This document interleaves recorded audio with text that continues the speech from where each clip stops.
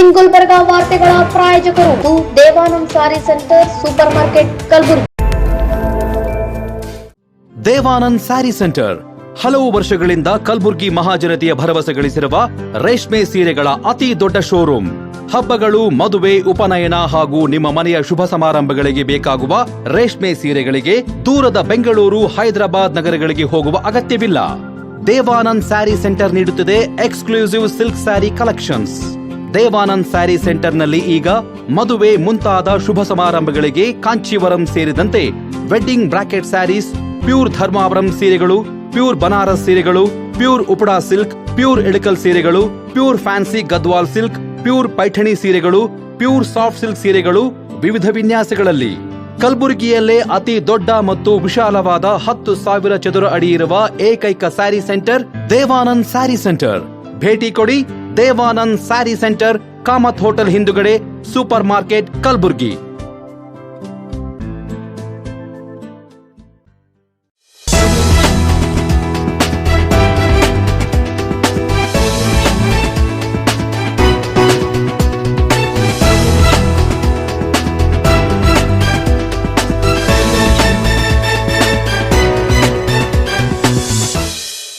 ನಮಸ್ಕಾರ ವೀಕ್ಷಕರೇ, ಇನ್ ಗುಲ್ಬರ್ಗಾ ನ್ಯೂಸ್ಗೆ ಸ್ವಾಗತ. ನಾನು ಶಕುಂತಲಾ. ಮೊದಲಿಗೆ ಹೆಡ್ಲೈನ್ಸ್. ಪ್ರಿಯಾಂಕ್ ಖರ್ಗೆ ವಿರುದ್ಧ ಮತ್ತೆ ಗುಡುಗಿದ ಆಂದೋಲಶ್ರೀ.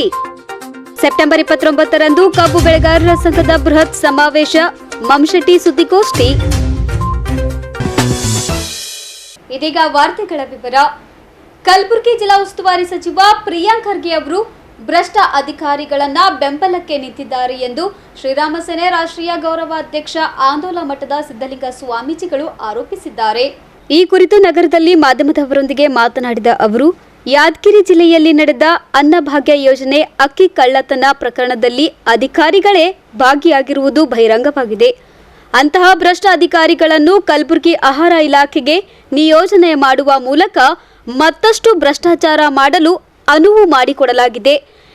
ಈ ಹಿಂದೆ ಸಚಿವ ಆಪ್ತ ಸಹಾಯಕ ಹೆಸರು ಕೂಡ ಕೇಳಿ ಬಂದಿತ್ತು ಎಂದು ಕಿಡಿಕಾರಿದ ಅವರು, ಸುಖಾಸುಮ್ಮನೆ ಮಣಿಕಂಠ್ ಅವರನ್ನು ಕೇಸ್ನಲ್ಲಿ ಸಿಲುಕಿಸಿ ಜೈಲಿಗಟ್ಟಿದ್ರು. ಆದರೆ ಪೊಲೀಸರ ತನಿಖೆಯಿಂದ ಬಹಿರಂಗವಾದ ಅವರದ್ದೇ ಅಧಿಕಾರಿಗಳನ್ನು ಯಾವಾಗ ಜೈಲಿಗೆ ಕಳುಹಿಸುವಿರಿ ಎಂದು ಖಾರವಾಗಿ ಪ್ರಶ್ನಿಸಿದ್ರು. ಡಿಸೆಂಬರ್ನಲ್ಲಿ ಯಾದಗಿರಿ ಜಿಲ್ಲೆಯ ಶಹಾಪುರ ಪಟ್ಟಣದಲ್ಲಿರುವಂತಹ ಸರ್ಕಾರಿ ಗೋದಾಮಿನಿಂದ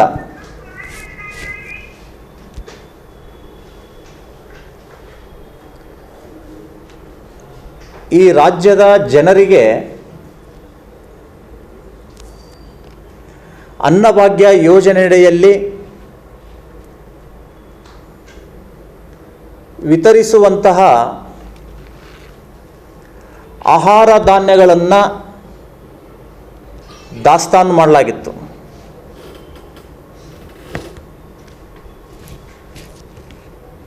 ಸುಮಾರು ಪೊಲೀಸ್ ಚಾರ್ಜ್ ಶೀಟಿನ ಪ್ರಕಾರ 6,672 ಕ್ವಿಂಟಲ್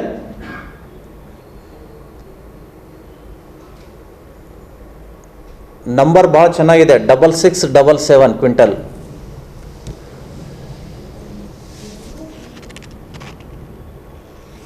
ಇಷ್ಟು ಅಕ್ಕಿಯನ್ನು ಹಾಡು ಹಗಲೇ ಕಳ್ತನ ಆಗುತ್ತೆ. ನಿಮಗೆ ಗೊತ್ತಿರಲಿ, ಇಷ್ಟೊಂದು ದೊಡ್ಡ ಪ್ರಮಾಣದ ಅಕ್ಕಿ ಕಳ್ತನ ಆಗಬೇಕಾದ್ರೆ ಕೇವಲ 1 ಅಥವಾ 2 ದಿನಗಳಲ್ಲಿ ಅಸಾಧ್ಯದ ಮಾತು.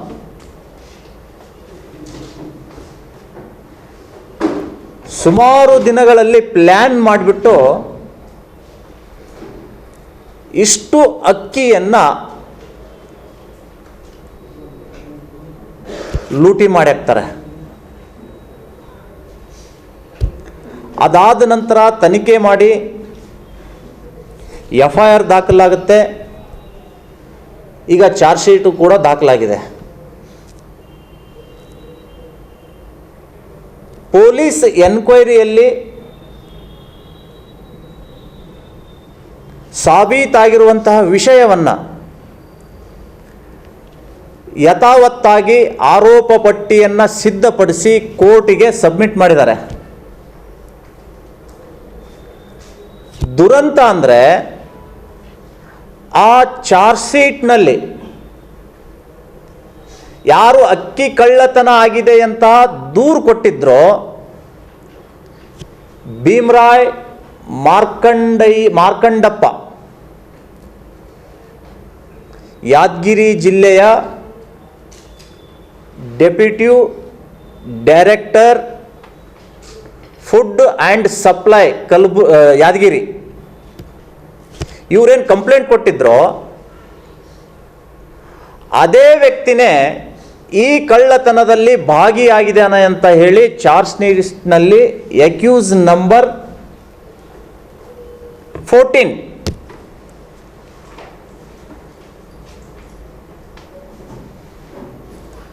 ಇಂತಹ ಒಬ್ಬ ಕಳ್ಳ ಅಧಿಕಾರಿಯನ್ನ ನೀನು ದೊಡ್ಡ ಜಿಲ್ಲೆಯಲ್ಲಿ 6,670 ಸಣ್ಣ ಜಿಲ್ಲೆಯಲ್ಲಿ 6,677 ಕ್ವಿಂಟಲ್ ಅಕ್ಕಿಯನ್ನು ನುಂಗಿಬಿಟ್ಟಿದೆಯಾ? ಇಷ್ಟು ಸಣ್ಣ ಜಿಲ್ಲೆಯಲ್ಲೇ ಇಷ್ಟು ದೊಡ್ಡ ಪ್ರಮಾಣದ ಅಕ್ಕಿಯನ್ನು ನೀನು ತಿಂದುಬಿಟ್ಟಿದೆಯಾ? ನಿನಗೆ ದೊಡ್ಡ ಜಿಲ್ಲೆ ಕೊಟ್ಟರು ಇನ್ನೂ ಹೆಚ್ಚಿನ ರೀತಿಯಿಂದ ಕಳ್ಳತನ ಮಾಡಲಿಕ್ಕೆ ಆಗುತ್ತೆ ಅಂತ ಹೇಳಿ ಕಲಬುರಗಿಗೆ ಸೇಮ್ ಪೋಸ್ಟ್ ವರ್ಗಾವಣೆ ಮಾಡಿ ಸಿಂಹಾಸನದ ಮೇಲೆ ಪಟ್ಟಾಭಿಷೇಕ ಮಾಡಿ ಕೂಡಿಸಿಬಿಟ್ಟಿದ್ದಾರೆ. ನಿಮಗೆ ಗೊತ್ತಿರಲಿ, ಈ ವ್ಯಕ್ತಿಯ ಮೂಲ ಇಲಾಖೆ ಹುದ್ದೆ APMCನಲ್ಲಿ ಇದೆ. APMC ಕೃಷಿ ಉತ್ಪನ್ನ ಮಾರುಕಟ್ಟೆ ಸಮಿತಿ. ಅಲ್ಲಿಂದ ಈ ವ್ಯಕ್ತಿಗೆ ಈ ಆಹಾರ ನಾಗರಿಕ ಸರಬರಾಜು ಇಲಾಖೆಗೆ ವರ್ಗಾವಣೆ ಮಾಡೋಕ್ಕೆ ಬರಲ್ಲ, ಡೆಪ್ಯುಟೇಷನ್ ಕೊಡಕ್ಕೆ ಬರಲ್ಲ. ಹೀಗಿದ್ರೂ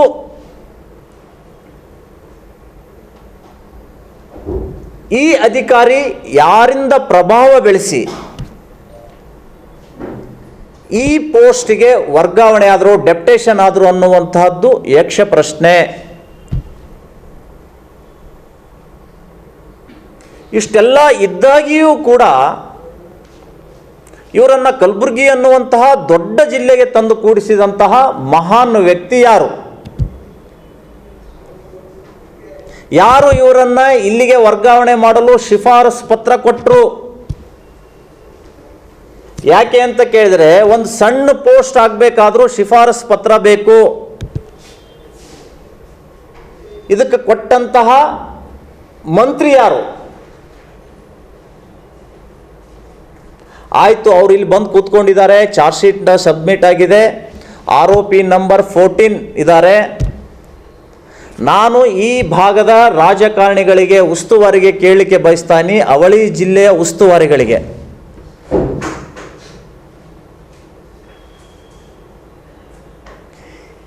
ಈ ಕೇಸ್ಗೂ ಮತ್ತು BJPಯ ಮುಖಂಡ ಮಣಿಕಂಠ್ ರಾಠೋಡ್ಗೂ ಯಾವುದೇ ಸಂಬಂಧ ಇರದೇ ಇದ್ರೂ ಕೂಡ ಆ ವ್ಯಕ್ತಿಯನ್ನ ಹಣಿಬೇಕು ಅಂತ ಹೇಳಿ ಸುಮಾರು 60 ದಿನ ಜೈಲಿಗಟ್ಟಿದರು. ಮೊನ್ನೆ ಉಸ್ತುವಾರಿ ಸಚಿವರು ಹೇಳಿದರು 6ನೇ ಗ್ಯಾರಂಟಿ ಎಲ್ಲಿ ಅಂದರೆ 50 ದಿನ ಆಯ್ತಲ್ಲ ಜೈಲಿನಲ್ಲಿ ಇದ್ದಾರೆ ಅಲ್ಲ ಅಂತ ಹೇಳಿದರು. ಆಯಿತು, ಅದನ್ನು ನಾವು ಸ್ವಾಗತ ಮಾಡ್ತೇವೆ. ಆದರೆ ಈ ಸರ್ಕಾರಿ ಕಳ್ಳನನ್ನ ಯಾವಾಗ ಜೈಲಿಗಟ್ಟೋರಿದ್ದೀರಿ ನೀವು? ನಾನು ಇಲ್ಲಿಯ ಉಸ್ತುವಾರಿ ಮಂತ್ರಿಯವರಿಗೆ ಕೇಳಲಿಕ್ಕೆ ಬಯಸ್ತಾ ಇದ್ದೀನಿ, ನಿಮ್ಮ ಪರ್ಸನಲ್ ಸೆಕ್ರೆಟರಿ ಗಲ್ಲಾಚೋರ್, ನಿಮ್ಮ ಸತ್ಯ ಹರಿಶ್ಚಂದ್ರರ ಆಡಳಿತದಲ್ಲಿ ಡೆಪ್ಯೂಟಿ ಡೈರೆಕ್ಟರ್ ಚಾವಲ್ ಚೋರ್, ಇವರನ್ನು ಯಾವಾಗ ಜೈಲಿಗೆ ಕಳಿಸ್ತೀರಿ ಸರ್? ಇದನ್ನು ನೀವು ಏನಾದರೂ ಪ್ರಶ್ನೆ ಮಾಡಿದರೆ, ಮೊನ್ನೆ ಜಾರ್ಕೊಂಡು ಬಿಟ್ಟರು, ಸುಮಾರು ಜನ ಪೊಲೀಸ್ ಅಧಿಕಾರಿಗಳನ್ನು ವರ್ಗಾವಣೆ ಮಾಡಿ ಪಟ್ಟಿ ಸಿದ್ಧಪಡಿಸಲಾಗಿತ್ತು. ಯಾದಗಿರಿ ಜಿಲ್ಲೆಯ ಪರಶುರಾಮ್ ಅವರ ಆತ್ಮಹತ್ಯೆ ಆದ ನಂತರವೇ 2 ದಿನದಲ್ಲಿ ಆ ಟ್ರಾನ್ಸ್ಫರ್ ಆರ್ಡರ್ ಕ್ಲೋಸ್ ಆಯಿತು. ಅದನ್ನು ನೀವು ಮಿನಿಸ್ಟರ್ ಕೇಳಿದರೆ ಅವೆಲ್ಲ ಸಣ್ಣ ಪುಟ್ಟ ನಮ್ಗೆ ಗೊತ್ತಿರಲ್ಲ, ನಮಗೆ ಗಮನಕ್ಕೆ ಬಂದಿರಲ್ಲ, ಹೀಗಾಗಿ ಜಾರ್ಕೊಂಡು ಬಿಟ್ಟರು. ಇದು ಯಾಕೆ ನಿಮ್ಗೆ ಗಮನಕ್ಕೆ ಬರಲಿಲ್ಲ? ಬೇರೆಯವ್ರ ಮೇಲೆ 40 ಕೇಸು, 39 ಕೇಸು, 120 ಕೇಸು ಇದೆ ಅನ್ನುವಂಥದ್ದೆಲ್ಲ ಮಾಹಿತಿ ತೊಗೊಳ್ತೀರಿ. ಈ ಚಾವಲ್ ಚೋರ್ನ ಹೆಸರು ಚಾರ್ಜ್ ಶೀಟ್ನಲ್ಲಿ ಬರ್ತಾ ಇದೆ ಅನ್ನುವಂಥದ್ದು ನಿಮ್ಮ ಗಮನಕ್ಕೆ ಬರಲಿಲ್ವಾ? Bureau report in Gulbarga news. ಹಾನಗಲ್ಲ ಶ್ರೀ ಗುರು ಕುಮಾರೇಶ್ವರ ನಾಟ್ಯ ಸಂಘದ ವತಿಯಿಂದ ಕಲಬುರಗಿಯಲ್ಲಿ ಸೆಪ್ಟೆಂಬರ್ 27ರಂದು ಸುವರ್ಣ ಕರ್ನಾಟಕ ಉತ್ಸವ ಹಾಗೂ ಡಾಕ್ಟರ್ ಚನ್ನವೀರ ಶಿವಾಚಾರ್ಯರ 719ನೇ ನಾಣ್ಯ ತುಲಾಭಾರ ಮತ್ತು ವಿವಿಧ ಕಲಾವಿದರಿಗೆ ಕುಮಾರಶ್ರೀ ಪ್ರಶಸ್ತಿ ಪ್ರದಾನ ಸಮಾರಂಭ ಏರ್ಪಡಿಸಲಾಗಿದೆ ಎಂದು ಶ್ರೀ ಗುರು ಕುಮಾರೇಶ್ವರ ನಾಟ್ಯ ಸಂಘದ ಮಾಲೀಕರಾದ ಎಲ್ಬಿ ಶೇಖ್ ಮಾಸ್ತರ್ ತಿಳಿಸಿದರು. ನಗರದ ಪತ್ರಿಕಾ ಭವನದಲ್ಲಿ ಸುದ್ದಿಗೋಷ್ಠಿ ನಡೆಸಿ ಮಾತನಾಡಿದ ಅವರು, ಹಾನಗಲ್ಲ ಶ್ರೀ ಗುರು ಕುಮಾರೇಶ್ವರ ನಾಟ್ಯ ಸಂಘದ ವತಿಯಿಂದ ಕಲಬುರಗಿಯಲ್ಲಿ ಸೆಪ್ಟೆಂಬರ್ 27ರಂದು ನಗರದ ಎಸ್ಎಂ ಪಂಡಿತ್ ರಂಗಮಂದಿರದಲ್ಲಿ ಸುವರ್ಣ ಕರ್ನಾಟಕ ಉತ್ಸವ ಹಾಗೂ ಡಾಕ್ಟರ್ ಚನ್ನವೀರ ಶಿವಾಚಾರ್ಯರ 719ನೇ ನಾಣ್ಯ ತುಲಾಭಾರ ಮತ್ತು 60 ಜನ ಕಲಾವಿದರಿಗೆ ಕುಮಾರಶ್ರೀ ಪ್ರಶಸ್ತಿ ಪ್ರದಾನ ಸಮಾರಂಭ ಏರ್ಪಡಿಸಲಾಗಿದೆ. ಅಂದು ನಡೆಯುವ ಕಾರ್ಯಕ್ರಮದ ಸಾನ್ನಿಧ್ಯವನ್ನು ಹಾರಕೂಡದ ಡಾಕ್ಟರ್ ಚನ್ನವೀರ ಶಿವಾಚಾರ್ಯರು ವಹಿಸಿಕೊಳ್ಳಲಿದ್ದಾರೆ. ಬಸವರಾಜ್ ದೇಶ್ಮುಖ್, ರಮೇಶ್ ತಿಪ್ಪನೂರ್, ಡಾಕ್ಟರ್ ಸುಜಾತಾ ಜಂಗಮಶೆಟ್ಟಿ, ಮಲ್ಲಿಕಾರ್ಜುನ್ ಕಡ್ಕೋಳ್ ಸೇರಿದಂತೆ ಅನೇಕ ಗಣ್ಯರು ಭಾಗವಹಿಸಲಿದ್ದಾರೆ ಎಂದು ತಿಳಿಸಿದರು. ನಿಮ್ಮೆಲ್ಲರಿಗೆ ಗೊತ್ತಿದ್ದಂತೆ ಸುಮಾರು 13 ವರ್ಷಗಳ ಕಾಲ ಈ ಕಲಬುರಗಿ ನಗರದಲ್ಲಿ ನಿರಂತರವಾಗಿ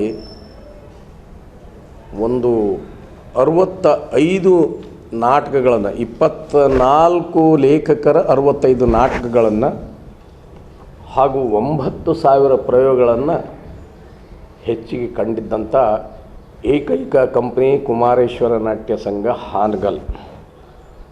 ಇದು ಇಲ್ಲಿ ಕಲಬುರಗಿಯಲ್ಲಿ ನಿರಂತರವಾಗಿ ನಡಿಬೇಕಾಯ್ತಂದರೆ ಎಲ್ಲ ಅಭಿಮಾನಿಗಳು, ನಮಗೆ ಅನ್ನ ಹಾಕುವಂಥ ಎಲ್ಲ ಅಭಿಮಾನಿಗಳು, ಈ ಪತ್ರಿಕಾ ಮಾಧ್ಯಮಗಳು ಎಲ್ಲರೂ ಸಹಕಾರ ಕೊಟ್ಟಿದ್ದರಿಂದ ನಾವು 13 ವರ್ಷ ನಿರಂತರ ಇದ್ದರೂ ಕೂಡ ಮತ್ತೆ 3-4 ವರ್ಷ ಮಾಡಿದೆವು. ಅದು ಸ್ವಲ್ಪ ಚಾಲು ಬಂದು ಅಂತ ಮಾಡಿದೆವು. ಕರೋನಾ ಬಂತು. ಆ ಸಂದರ್ಭದಲ್ಲಿ ನಾವು ಅನಿವಾರ್ಯವಾಗಿ ಇಲ್ಲಿಂದ ನಮ್ಮ ಪ್ರಯಾಣ ಬೇರೆ ಕಡೆ ಮುಗಿಸ್ಬೇಕಾಯಿತು. ಇದು ನಮ್ಮ ಉದ್ದೇಶ ಏನು ಅಂದರೆ, ಕಲಬುರಗಿಯ ನೆಲ ಜಲ, ಕಲಬುರಗಿಯ ಜನತೆಯ ಋಣವನ್ನು ನಾವಂತೂ ಈ ಜನ್ಮದಲ್ಲಿ ತೀರ್ಸೋಕ್ಕಾಗಲ್ಲ. ಹಾಗೆಯೇ ನಾನು ನಮ್ಮ ಕಂಪ್ನಿ ಜಮಖಂಡಿಯಲ್ಲಿ ಈಗ ನಾವು ಅಲ್ಲೇ ಮಾಡಬಹುದಾಗಿತ್ತು. ಆದರೆ ನಮ್ಮನ್ನು ಬೆಳಕಿಗೆ ತಂದು ನಮ್ಮನ್ನು ಒಂದು ಸುದೀರ್ಘವಾದಂಥ ನಮಗೆ ಬದುಕನ್ನು ಕೊಟ್ಟು ಈ ಜನತೆ ಗುಲ್ಬರ್ಗದವರು ನಮ್ಮನ್ನು ಭಾಳ ಸ್ವೀಕಾರ ಮಾಡಿಕೊಂಡಿದ್ದಾರೆ.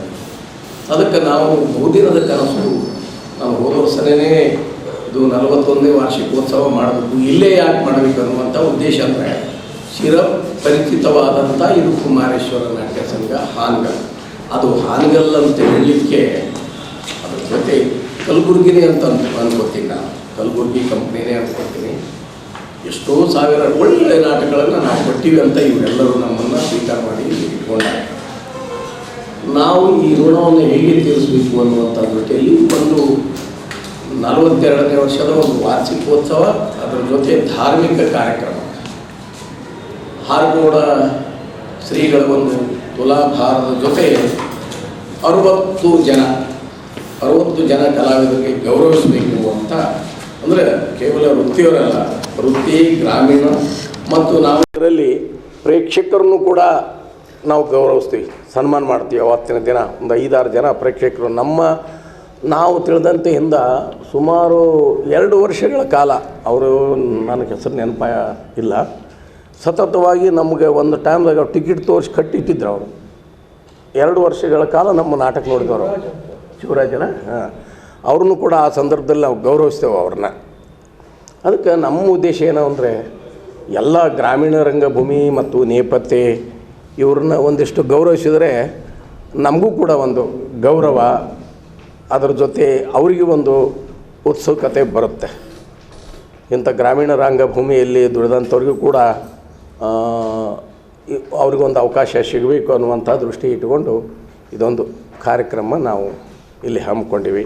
ಇದನ್ನು ನಾಳೆ 27ನೇ ತಾರೀಕಿಗೆ ಪಂಡಿತ ರಂಗಮಂದಿರದಲ್ಲಿ ಅದಕ್ಕೆ ಉದ್ಘಾಟನೆಯಾಗಿ ನಮ್ಮ ಸನ್ಮಾನ್ಯ ಶ್ರೀ ಅಲ್ಲಂಪ್ರಭು ಪಾಟೀಲ್ ಶಾಸಕರು ಬರ್ತಾರೆ ಮತ್ತು ಅಧ್ಯಕ್ಷತೆಯನ್ನು ಸನ್ಮಾನ್ಯ ಶ್ರೀ ಬಸವರಾಜ್ ದೇಶಮುಖ್ ಕಾರ್ಯದರ್ಶಿಗಳು ಶರಣಬಸವೇಶ್ವರ ಸಂಸ್ಥಾನ ಮಠ ಇವರು ಅಧ್ಯಕ್ಷ ವಹಿಸ್ತಾರೆ ಮತ್ತು ಉದ್ಯಮಿದಾರರಾದಂಥ ರಮೇಶ್ ಜಿ ತಿಪ್ಪನೂರು ಕೂಡ ಮುಖ್ಯ ಅತಿಥಿಗಳಾಗಿ, ಅದರ ಜೊತೆ ಇವತ್ತಿನ ರಂಗಾಯಣದ ನಿರ್ದೇಶಕಿಯಾದಂಥ ಸುಜಾತ ಜಂಗಮಶೆಟ್ಟಿ, ಅದರ ಜೊತೆ ವೃತ್ತಿ ರಂಗಭೂಮಿಯ ರಂಗಾಯಣದ ಆದಂಥ ದಾವಣಗೆರೆಯ ವೃತ್ತಿ ರಂಗಭೂಮಿ ರಂಗಾಯಣದ ನಿರ್ದೇಶಕರು ಕೂಡ ಈ ಒಂದು ಕಾರ್ಯಕ್ರಮದಲ್ಲಿ ಪಾಲ್ಗೊಳ್ತಾರೆ.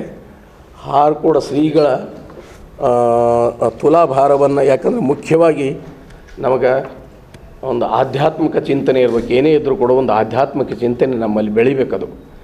ನಾವು ಅದನ್ನು ಇಟ್ಕೊಂಡೇವು ಅಂತಂದ್ರೆ ಬಹುದಿನ ನಾವು ಅದನ್ನು ಪರಂಪರೆಯನ್ನು ಉಳಿಸ್ಕೊಂಡು ಬಂದೇವಂದ್ರೆ ಬದುಕಲಿಕ್ಕೆ ಅಥವಾ ನೆಮ್ಮದಿಗೆ ಬದುಕು ಕೊಡ್ತದೆ ಅನ್ನುವಂಥದ್ದನ್ನು ಈ ಮೊದಲು ಕೂಡ ಪ್ರಪ್ರಥಮವಾಗಿ ಹಾರ್ಕೋಡು ಶ್ರೀಗಳಿಗೆ ಪ್ರಪ್ರಥಮವಾಗಿ ಹಾರ್ಕೋಡು ಚನ್ನಬಸವೇಶ್ವರ ನಾಟಕವನ್ನು ನಾವು ಪ್ರಯೋಗ ಮಾಡಿ ಅಲ್ಲೇ ಅವ್ರಿಗೆ ತುಲಾಭಾರ ಮಾಡಿದೆವು. ಮೊದಲನೇ ತುಲಾಭಾರ ಮಾಡಿದ್ದೇ ಹಾರ್ಕೋಡು ಶ್ರೀಗಳಿಗೆ ನಾನು. ಅವರೆಲ್ಲ ಬೇಡ ಅಂದರು, ಇನ್ನೂ ನಾನು ಸಣ್ಣವದೀನಿ ಬೇಡ ಅಂತ ಭಾಳ ಇದು ಮಾಡಿದರು. ಆ ಸಂದರ್ಭದಲ್ಲಿ ಅವ್ರಿಗೊಂದಿಷ್ಟು ಇಕ್ಕಟ್ಟಿಗೆ ಹಾಕಿದ, ನಾನು ಈ ಮಠದ ಭಕ್ತದೀನಿ, ಮಾಲಕ ಕಲಾವಿದ ಅಂತ ಅನ್ಬಿಟ್ಟು ದಯವಿಟ್ಟು ಒಪ್ಕೋಬೇಕಂದ್ರೆ ಒಪ್ಪಿಕೊಂಡು ಅಲ್ಲೊಂದು ಕಾರ್ಯಕ್ರಮ. ಸುದ್ದಿಗೋಷ್ಠಿಯಲ್ಲಿ ನಾಟ್ಯ ಸಂಘದ ಶ್ರೀಧರ್ ಹೆಗಡೆ ಸೇರಿದಂತೆ ಇತರರು ಉಪಸ್ಥಿತರಿದ್ದರು. Bureau report in Gulbarga news. In Gulbarga ನ್ಯೂಸ್ನಲ್ಲಿ ಒಂದು ಪುಟ್ಟ ವಿರಾಮ. ಸೆಪ್ಟೆಂಬರ್ 27ರಂದು ಡಾಕ್ಟರ್ ಚನ್ನವೀರ ಶಿವಾಚಾರ್ಯ ತುಲಾಭಾರ ಸಮಾರಂಭ. ದೇವಾನಂದ್ ಸ್ಯಾರಿ ಸೆಂಟರ್ ಹಲವು ವರ್ಷಗಳಿಂದ ಕಲಬುರ್ಗಿ ಮಹಾಜನತೆಯ ಭರವಸೆ ಗಳಿಸಿರುವ ರೇಷ್ಮೆ ಸೀರೆಗಳ ಅತಿ ದೊಡ್ಡ ಶೋರೂಮ್. ಹಬ್ಬಗಳು, ಮದುವೆ, ಉಪನಯನ ಹಾಗೂ ನಿಮ್ಮ ಮನೆಯ ಶುಭ ಸಮಾರಂಭಗಳಿಗೆ ಬೇಕಾಗುವ ರೇಷ್ಮೆ ಸೀರೆಗಳಿಗೆ ದೂರದ ಬೆಂಗಳೂರು, ಹೈದರಾಬಾದ್ ನಗರಗಳಿಗೆ ಹೋಗುವ ಅಗತ್ಯವಿಲ್ಲ. ದೇವಾನಂದ್ ಸ್ಯಾರಿ ಸೆಂಟರ್ ನೀಡುತ್ತಿದೆ exclusive silk saree collections. Devanand saree ಸೆಂಟರ್ನಲ್ಲಿ ಈಗ ಮದುವೆ ಮುಂತಾದ ಶುಭ ಸಮಾರಂಭಗಳಿಗೆ ಕಾಂಚೀವರಂ ಸೇರಿದಂತೆ wedding brocade sarees, pure Dharmavaram ಸೀರೆಗಳು, ಪ್ಯೂರ್ ಬನಾರಸ್ ಸೀರೆಗಳು, pure Uppada silk, pure Ilkal ಸೀರೆಗಳು, pure fancy Gadwal silk, pure Paithani ಸೀರೆಗಳು, ಪ್ಯೂರ್ ಸಾಫ್ಟ್ ಸಿಲ್ಕ್ ಸೀರೆಗಳು ವಿವಿಧ ವಿನ್ಯಾಸಗಳಲ್ಲಿ. ಕಲಬುರಗಿಯಲ್ಲೇ ಅತಿ ದೊಡ್ಡ ಮತ್ತು ವಿಶಾಲವಾದ 10,000 ಚದುರ ಅಡಿ ಇರುವ ಏಕೈಕ ಸ್ಯಾರಿ ಸೆಂಟರ್ ದೇವಾನಂದ್ ಸ್ಯಾರಿ ಸೆಂಟರ್. ಭೇಟಿ ಕೊಡಿ. ದೇವಾನಂದ್ ಸ್ಯಾರಿ ಸೆಂಟರ್, ಕಾಮತ್ ಹೋಟೆಲ್ ಹಿಂದುಗಡೆ, ಸೂಪರ್ ಮಾರ್ಕೆಟ್, ಕಲಬುರ್ಗಿ.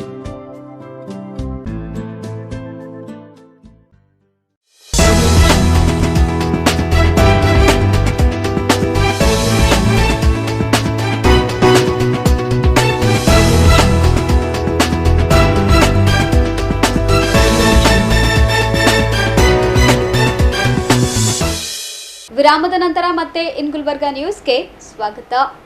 ಅಖಿಲ ಭಾರತ ಕಬ್ಬು ಬೆಳೆಗಾರರ ಸಂಘದ ವತಿಯಿಂದ ಸೆಪ್ಟೆಂಬರ್ 29ರಂದು ಕಲಬುರಗಿಯಲ್ಲಿ ರಾಷ್ಟ್ರೀಯ ಸಮಿತಿ ಸಭೆ ಹಾಗೂ ಕರ್ನಾಟಕ ಕಬ್ಬು ಬೆಳೆಗಾರರ ರಾಜ್ಯ ಸಮ್ಮೇಳನ ಹಮ್ಮಿಕೊಳ್ಳಲಾಗಿದೆ ಎಂದು ಹೋರಾಟಗಾರ ಶರಣಬಸಪ್ಪ ಮಮಶೆಟ್ಟಿ ತಿಳಿಸಿದರು.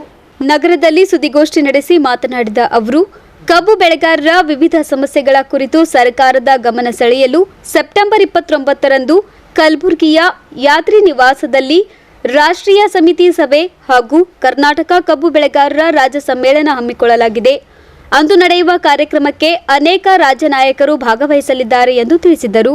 ಒಂದು ಈ ಕಾರ್ಯಕ್ರಮ ಅದು ತೊಗರಿಯ ನಾಡಿನಲ್ಲಿ ನಡೀತಾ ಇದೆ. ಆ ಒಂದು ಸಭೆಗೆ ಸಮಾವೇಶಕ್ಕೆ ಅಖಿಲ ಭಾರತ ರಾಷ್ಟ್ರೀಯ ಕಬ್ಬು ಬೆಳೆಗಾರರ ಸಂಘದ ರಾಷ್ಟ್ರೀಯ ಅಧ್ಯಕ್ಷರಾಗಿರ್ತಕ್ಕಂಥ ರವೀಂದ್ರನವರು ಕೂಡ ಅವತ್ತಿನ ದಿನದಲ್ಲಿ ಭಾಗವಹಿಸ್ತಾ ಇದ್ದಾರೆ. ಅದರೊಳಗಡೆ ಹೆಸರಿಲ್ಲ ಸರ್ ಅವ್ರದ್ದು. ಆಮೇಲೆ ಅದೇ ರೀತಿಯಾಗಿ ರಾಷ್ಟ್ರೀಯ ಪ್ರಧಾನ ಕಾರ್ಯದರ್ಶಿಗಳಾಗಿರ್ತಕ್ಕಂಥ ಕಾಮ್ರೇಡ್ NK ಶುಕ್ಲಾ ಭಾಳ ಹಿರಿಯರವರು, ದೊಡ್ಡ ಹೋರಾಟಗಾರರವರು, ಇಡೀ ದೇಶದಲ್ಲೇ ಭಾಳ ದೇಶದಲ್ಲಿ ಅನುಭವಿಗಳು ಕೂಡ ಹೌದವರು. ಹಾಗಾಗಿರೋದ್ರಿಂದ NK ಶುಕ್ಲಾ ಅವರು ಕೂಡ ಅವತ್ತಿನ ಹೋರಾಟದಲ್ಲಿ ಭಾಗವಹಿಸ್ತಿದ್ದಾರೆ. ಅದೇ ರೀತಿಯಾಗಿ ಕರ್ನಾಟಕ ರಾಜ್ಯದ ಸಂಚಾಲಕರಾಗಿರ್ತಕ್ಕಂಥ NL ಭರತರಾಜನ್ ಕೂಡ ಅವತ್ತಿನ ಕಬ್ಬು ಬೆಳೆಗಾರ ಕಾರ್ಯಕ್ರಮದಲ್ಲಿ ಭಾಗವಹಿಸ್ತಾರೆ. BS ಸೊಪ್ಪಿನ ಮೇಷ್ಟ್ರು ಧಾರವಾಡ ಅವರು ಕೂಡ ಭಾಗವಹಿಸ್ತಾರೆ. G ನಾಗರಾಜ್ ಕೊಪ್ಪಳದಿಂದ ಭಾಗವಹಿಸ್ತಾರೆ. ಅಣ್ಣಾರಾಯ್ ಇಳಿಗೆರ್ ಅವರು ಕೂಡ ಭಾಗವಹಿಸ್ತಾ ಇದ್ದಾರೆ. ಇನ್ನು ಕರ್ನಾಟಕ ರಾಜ್ಯದಿಂದ ಸುಮಾರು ಏನಿಲ್ಲ ಅಂದರೂ ಎಲ್ಲ ಜಿಲ್ಲೆಗಳಿಂದ ಒಂದು ಇಬ್ಬಿಬ್ಬರು ಪ್ರತಿನಿಧಿಗಳನ್ನು, ಒಟ್ಟು 62 ಜನಗಳನ್ನು ಕೂಡ ಭಾಗವಹಿಸ್ತಾ ಇದ್ದಾರೆ ಅಂತಕ್ಕಂಥದ್ದನ್ನು ತಮ್ಮ ಗಮನಕ್ಕೆ ತರಕ್ಕೆ ಬಯಸ್ತೀನಿ. ಕಬ್ಬು ಬೆಳೆಗಾರರು ಇವತ್ತು ಒಟ್ಟಾರೆ ಅಂತಂದರೆ ಇಡೀ ಕಬ್ಬು ಬೆಳೆಗಾರರನ್ನು ಸಿಹಿ ಬೆಳೆದು ಕಹಿ ಉಣತಕ್ಕಂಥ ಪರಿಸ್ಥಿತಿಯನ್ನು ಇವತ್ತು ಕಬ್ಬು ಬೆಳೆಗಾರರನ್ನು ಕಷ್ಟವನ್ನು ಅನುಭವಿಸ್ತಾ ಇದ್ದಾರೆ. ಇಡೀ ಕರ್ನಾಟಕ ರಾಜ್ಯದಲ್ಲಿ ಡಾಕ್ಟರ್ MS ಸ್ವಾಮಿನಾಥನ್ ಆಯೋಗದ ವರದಿಯ ಪ್ರಕಾರ ಯಾವುದೇ ಕಾರಣಕ್ಕೂ MSPಯನ್ನು ಸಿಗಲಾರದಂಥ ಪರಿಸ್ಥಿತಿಯನ್ನು ನಾವು ಅನುಭವಿಸ್ತಾ ಇದ್ದೀವಿ. 1 ಎಕರೆ ಕಬ್ಬನ್ನು ಬೆಳಿಬೇಕು ಅಂತಂದರೆ ಕನಿಷ್ಠ ಇಲ್ಲ ಅಂದರೂ ಕೂಡ ಇವತ್ತು 6,000 to 7,000 ರೂಪಾಯಿನ ಖರ್ಚು ಮಾಡ್ತಕ್ಕಂಥ ಪರಿಸ್ಥಿತಿಯನ್ನು ಇವತ್ತು ನಾವು ಅನುಭವಿಸ್ತಾ ಇದ್ದೀವಿ. ಅದನ್ನು ಕಂಪ್ಲೀಟಾಗಿ ನೋಡಿದರೆ ಅದು ಒಂದೇ ಟರ್ಮನ್ನು ಹಚ್ಚೋದಕ್ಕೆ ಮಾತ್ರನೇ ಇವತ್ತು 7,000 to 7,000 ರೂಪಾಯಿ, 7,500 ರೂಪಾಯಿನ ಖರ್ಚು ಬರ್ತದೆ. ಇಡೀ ಎಂಟೈರ್ ಅದರದ್ದು ಸದಿ, ಕಬ್ಬು ಕಟ್ಟೋದು, ಮುಕ್ರಿ ಕಡಿಯೋದು, ನೀರಾಗಿ ಬಿಡ್ತಕ್ಕಂಥದ್ದು, ಆಮೇಲೆ ಅದಕ್ಕೆ ಔಷಧ ಹೊಡಿತಕ್ಕಂಥದ್ದು ಅಂಥದ್ದೆಲ್ಲವನ್ನು ನೋಡಿದರೆ ಇಡೀ ಅದರ ಖರ್ಚೆ ಮತ್ತು ಅವ್ರಿಗೆ ಕೊಡ್ತಕ್ಕಂಥ MSPನ ಕೂಡ ಯಾವುದೇ ಕಾರಣಕ್ಕೂ ಸೂಕ್ತವಾಗಿರ್ತಕ್ಕಂಥ ಬೆಂಬಲ ಬೆಲೆಯನ್ನು ಕೊಡ್ತಾ ಇಲ್ಲ. ಹಾಗಾಗಿರೋದ್ರಿಂದ FRP ಏನು ಕೊಡ್ತಾ ಇದ್ದಾರೆ, FRP ಪ್ರಕಾರ ಕೂಡ ಅವರು ಸರಿಯಾದ ರೀತಿಯಿಂದ ಕೊಡ್ತಾ ಇಲ್ಲ ಅಂತಕ್ಕಂಥದ್ದು ರೈತರನ್ನು ಕಷ್ಟವನ್ನು ಅನುಭವಿಸ್ತಾ ಇದ್ದಾರೆ. ಹಾಗಾಗಿರೋದ್ರಿಂದ ಒಂದು ಕಬ್ಬಿನಲ್ಲಿ ಕಾಟ ಮಾಡ್ತಕ್ಕಂಥ ಸಂದರ್ಭದಲ್ಲೂ ಕೂಡ ಸಕ್ಕರೆ ಕಾರ್ಖಾನೆಗಳನ್ನು ಮೋಸ ಮಾಡ್ತಾ ಇದ್ದಾರೆ, ಕಾಟದಲ್ಲೇ ಅನ್ಯಾಯ ಮಾಡ್ತಾ ಇದ್ದಾರೆ. ಅದೇ ರೀತಿಯಾಗಿ ಸಕ್ಕರೆ ಇಳುವರಿ ತೆಗೆಯುವಂಥ ಸಂದರ್ಭದಲ್ಲೂ ಕೂಡ ಯಾವುದೇ ಕಾರಣಕ್ಕೂ ರೈತರ ಸಮ್ಮುಖದಲ್ಲಿ ಅವರು ಸಕ್ಕರೆ ಇಳುವರಿಯನ್ನು ತೆಗಿತಲ್ಲ, ರೈತರಿಗೆ ಅನ್ಯಾಯ ಮಾಡ್ತಾ ಇದ್ದಾರೆ. ಅದೇ ರೀತಿಯಾಗಿ ಇವತ್ತು ಕಟ್ಟಿಂಗ್ ಚಾರ್ಜಲ್ಲಿ ಕೂಡ, ಕಟ್ಟಿಂಗ್ದಲ್ಲೂ ಕೂಡ 20 ಕಿಲೋಮೀಟ್ರದಿಂದ ಅಂತರದಲ್ಲಿರ್ತಕ್ಕಂಥದ್ದು ಕೂಡ ಸೇಮ್ ರೇಟು, ಮತ್ತು ಅದ್ರ ಜೊತೆಗೆ ಅಲ್ಲಿ 10 kilometre, 15 kilometre, 9 kilometre, 8 kilometre, 5 kilometre ಇರ್ತಕ್ಕಂಥದ್ದನ್ನು ಕೂಡ ಸೇಮನ್ನು ಕೊಡ್ತಕ್ಕಂಥ ಪರಿಸ್ಥಿತಿಯನ್ನು ಇವತ್ತು ನಿರ್ಮಾಣ ಆಗ್ತಕ್ಕಂಥ ಪರಿಸ್ಥಿತಿಯನ್ನು ಇವತ್ತು ನಾವು ಕಾಣ್ತಾ ಇದ್ದೀವಿ. ಹೀಗಾಗಿರೋದ್ರಿಂದ ಇವತ್ತು ಕಬ್ಬು ಬೆಳೆಗಾರರನ್ನು ಕೂಡ ಇಡೀ ಗುಲ್ಬರ್ಗ ಜಿಲ್ಲೆಯಲ್ಲಿ, ಇಡೀ ಸ್ಪೆಷಲಿ ಕಬ್ಬು ಬೆಳೆಗಾರರನ್ನು ಇವತ್ತು ಗುಲ್ಬರ್ಗ ಜಿಲ್ಲೆಯಲ್ಲಿ ಒಂದೇ ಒಂದು ಅಂಕಿಅಂಶನ ಹೇಳ್ಬೇಕಾದ್ರೆ 9 ಜನ ರೈತರ ಆತ್ಮಹತ್ಯೆಗಳನ್ನು, ಕಬ್ಬು ಬೆಳೆಗಾರರನ್ನು ಇಡೀ ಸರ್ಕಾರದ ಡಾಟಾ ಆಧಾರದಲ್ಲಿ 9 ಜನ ರೈತರ ಆತ್ಮಹತ್ಯೆ ಪ್ರಕರಣಗಳನ್ನು ನಡೀತಾ ಇದ್ದಾವೆ. ಹಾಗಾಗಿರೋದ್ರಿಂದ ಇವತ್ತು ನಾವು ಇದ್ರ ಬಗ್ಗೆ ಸೂಕ್ತವಾದನ್ನು ಗಮನಿಸಬೇಕು ಅಂತಕ್ಕಂಥ ದೃಷ್ಟಿಕೋನದಲ್ಲಿ ಇವತ್ತು ಮತ್ತು ಪ್ರತಿ ಟನ್ ಕಬ್ಬಿಗೆ MS ಸ್ವಾಮಿನಾಥನ್ ಆಯೋಗದ ವರದಿ ಪ್ರಕಾರ ನಾವು 5,500 ರೂಪಾಯಿ ಪ್ರತಿ ಟನ್ ಕಬ್ಬಿಗೆ ಕೊಡಬೇಕು ಅಂತಕ್ಕಂಥ ಮಾತನ್ನು ಕೂಡ ಇವತ್ತು ನಾವು ಒತ್ತಾಯನ ಮಾಡ್ತಾಯಿದ್ದೀವಿ. ಕರ್ನಾಟಕ ರಾಜ್ಯ ಕಬ್ಬು ಬೆಳೆಗಾರ ಸಂಘ ಮತ್ತು ರಾಷ್ಟ್ರೀಯ ಕಬ್ಬು ಬೆಳೆಗಾರ ಸಂಘನೂ ಕೂಡ ಕೇಂದ್ರ ಸರ್ಕಾರ ಮತ್ತು ರಾಜ್ಯ ಸರ್ಕಾರ ಮೇಲೆ ಒತ್ತಡ ತರ್ತಕ್ಕಂಥ ಒಂದು ಪ್ರಯತ್ನವೂ ಕೂಡ ನಡೀತಾ ಇದೆ ಅಂತಕ್ಕಂಥ ಮಾತನ್ನು ಕೂಡ ಈ ಸಂದರ್ಭದಲ್ಲಿ ನಾವು ಹೇಳೋಕ್ಕೆ ಬಯಸ್ತಾ ಇದ್ದೀವಿ ಅಂತಕ್ಕಂಥ. ಯಾಕೆಂದರೆ ರೈತರು ಕಬ್ಬು ಬೆಳೀತಕ್ಕಂಥ ರೀತಿಯಲ್ಲಿ ಕಬ್ಬು ಬೆಳೆದು ಕಷ್ಟಪಟ್ಟು ಬೆಳೆದು ಅವರಿಗೆ ಫ್ಯಾಕ್ಟ್ರಿಗೆ ಒಯ್ದು ಹಾಕಿರ್ತಕ್ಕಂಥದ್ದು, ಅವರು ಒಂದು ಕಬ್ಬಿನಿಂದ 2-3 ರೀತಿಯಿಂದ ಲಾಭ ತೊಗೊಳ್ತಕ್ಕ, ಒಂದು ಕಡೆಗೆ ಲಿಕ್ಕರ್ ಲಾಭ ತೊಗೊಳ್ತಕ್ಕಂಥದ್ದು, ಇನ್ನೊಂದು ಕಡೆಗೆ ವಿದ್ಯುತ್ ಲಾಭ ಪಡಿತಕ್ಕಂಥದ್ದು, ಇನ್ನೊಂದು ಪೇಪರ್ ತಯಾರಿ ಮಾಡ್ತಕ್ಕಂಥ ಲಾಭ ಪಡಿತಕ್ಕಂಥದ್ದು, ಇಂಥದ್ದೆಲ್ಲವನ್ನು ಕೂಡ ಇದೆ. ಆದರೆ ಆ ರೈತರಿಗೆ ಮಾತ್ರ ಇವತ್ತು ಕಬ್ಬಿನ ವ್ಯಾಪಾರ ಆದ ತಕ್ಷಣ, ಕಾಟ ಆದ ತಕ್ಷಣ ಯಾವುದೇ ಕಾರಣಕ್ಕೂ ಕೂಡ ಅವರು ತಕ್ಷಣ ರೊಕ್ಕ ಕೊಡಲಾರ್ದಂಥ ರೀತಿಯಲ್ಲಿ ಪೆಂಡಿಂಗ್ ಆಗ್ತಕ್ಕಂಥದ್ದು ಕೂಡ ರೈತರಿಗೆ ಬರೇ ಎಳಿತಕ್ಕಂಥ ಪರಿಸ್ಥಿತಿಯನ್ನು ಕೂಡ ನಿರ್ಮಾಣ ಮಾಡ್ತಾರೆ. ಇನ್ನೊಂದು ಕಡೆಗೆ ಏನಿದೆ, ಇನ್ನೊಂದು ಕಡೆಗೂ ಕೂಡ ಕಬ್ಬು ಬೆಳೆಗಾರರ ಪರೇಶಾನ್ ಇದ್ದಾರೆ. ಹೆಂಗೆ ಅಂತ ಕೇಳಿದರೆ 12 ತಿಂಗಳಲ್ಲಿ ಕಡ್ಡಾಯವಾಗಿ ಕಬ್ಬನ್ನು ಕಟಾವಾಗಬೇಕು, ಕಾಟ ಆಗಬೇಕು. 12 ತಿಂಗಳಲ್ಲಿ ಒಂದು ವೇಳೆ ಕಟಾವು ಆಗಲಿಲ್ಲ, ಕಾಟ ಆಗಲಿಲ್ಲ, 14 ತಿಂಗಳು ಹೋಯಿತು, 16 ತಿಂಗಳು ಹೋಯಿತು ಅಂತಂದರೆ 17ನೇ ತಿಂಗಳಲ್ಲಿ 16ನೇ ತಿಂಗಳಲ್ಲಿ ಕಬ್ಬನ್ನು ಬೆಂಡು ಹೊಡಿತದ, ಅದರ ರಸ ಹೀರಿ ಹೋಗ್ತದ. ಆ ರೈತರಿಗೆ ಯಾವುದೇ ಕಾರಣಕ್ಕೂ ಕಾಟಕ್ಕೆ ಬರೋದಿಲ್ಲ, ಇಳುವರಿ ಬರೋದಿಲ್ಲ. ಹೀಗಾಗಿರೋ ರೈತರು ಅನ್ಯಾಯ ಆಗ್ತಕ್ಕಂಥ ಪರಿಸ್ಥಿತಿನೂ ಕೂಡ ನಿರ್ಮಾಣ ಆಗ್ತದೆ. ಇನ್ನೊಂದು ಯಾವ ರೀತಿ ಅವರು ಫ್ಯಾಕ್ಟ್ರಿಯವರು ಮೋಸ ಮಾಡ್ತಾರೆ ಅಂತಂದರೆ, ಕಬ್ಬು ಕಟಾವಾಗಿದ್ದು ಟ್ರ್ಯಾಕ್ಟರ್, ಲಾರಿ ಮತ್ತು ರೈತರು ಎತ್ತಿನ ಬಂಡಿಗಳು ಒಯ್ದು ನಿಂದಿರಿಸಿದ್ರು ಕೂಡ 12 ತಾಸಲ್ಲ 3 ದಿನ ಆದರೂ ಕೂಡ ಕಾಟ ಮಾಡಲಾರದೆ ಆ ಬಂಡಿಗಳನ್ನು ಆಟೆ ನಿಂದಿರ್ತಕ್ಕಂಥ ಇದನ್ನು ಕೆಟ್ಟ ಪ್ರವೃತ್ತಿ ಸಕ್ಕರೆ ಕಾರ್ಖಾನೆಗಳಲ್ಲಿ ನಡೀತಾ ಇದೆ.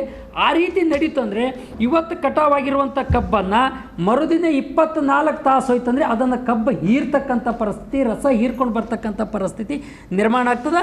ಆ ಮೂಲಕನೂ ಕೂಡ ರೈತ ಕಬ್ಬು ಬೆಳೆಗಾರರಿಗೆ ಬರೆ ಎಳಿತಕ್ಕಂಥ ಕಾಟ ಕಮ್ಮಿ ಬರ್ತಕ್ಕಂಥ ಪರಿಸ್ಥಿತಿಯನ್ನು ಕೂಡ ನಿರ್ಮಾಣ ಆಗ್ತಕ್ಕಂಥದ್ದನ್ನು ಇವತ್ತು ನಾವು ಕಾಣ್ತಾ ಇದ್ದೀವಿ. ಹಾಗಾಗಿರೋದ್ರಿಂದ ನಾವು ಕೇಳ್ತಕ್ಕಂಥ ವಿಷಯ ಇಷ್ಟೇ, ಕಬ್ಬು ಕಟಾವು 12 ತಿಂಗಳಿಗಾಗಿ ಕಂಪಲ್ಸರಿ ಒಂದು ಕಟಾವು ಮಾಡ್ತಕ್ಕಂಥ ಪ್ರವೃತ್ತಿ ಬೆಳಿಬೇಕು. ಜಿಲ್ಲಾ ಆಡಳಿತ ಅದರ ಸಂಬಂಧಪಟ್ಟಂಗೆ ಮಧ್ಯಪ್ರವೇಶನ ಮಾಡಬೇಕು.